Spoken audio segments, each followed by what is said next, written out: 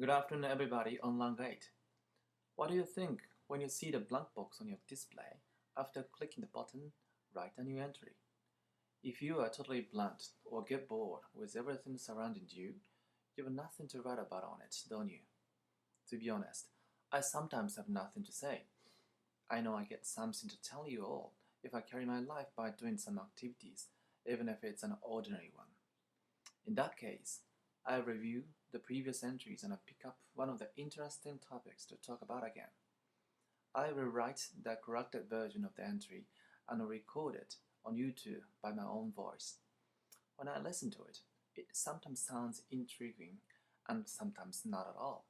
That's my life, a combination of colorful events and boring ones. Here's another recording on YouTube. Would you kindly correct my pronunciation or the rhythm of the sentences if you notice? Pushing translations. I sometimes get phone calls asking me to translate documents from English to Japanese because my company's webpage lists translator among my job titles. 2 days ago, a man who said he is from Sri Lanka called me on the phone and asked me to translate 7 pages of documents into Japanese. I told him that he should fax them to the fax number of my office so that I could estimate the cost of the translation properly.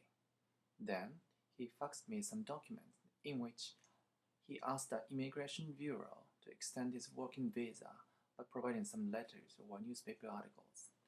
He had to submit his request to the Bureau in 3 days. I called him to I called to tell him that the estimate would be 15,000 yen for 7 pages on an urgent basis, and he confirmed the price after complaining about the high estimate for a while. I finished translating them pretty quickly, namely in 1 day. I called him again to arrange where I would meet him to hand it over. It was a mild, sunny Sunday afternoon in May 2010.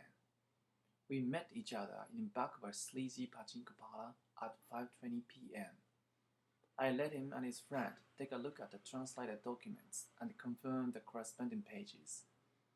Then I collected the cash and I gave him a receipt. We had a harmless small chat and said goodbye to each other nonchalantly. The whole process of the transaction looked like a drug deal between a pusher and a buyer. Thank you. A special thanks to Dream Metro and Tony.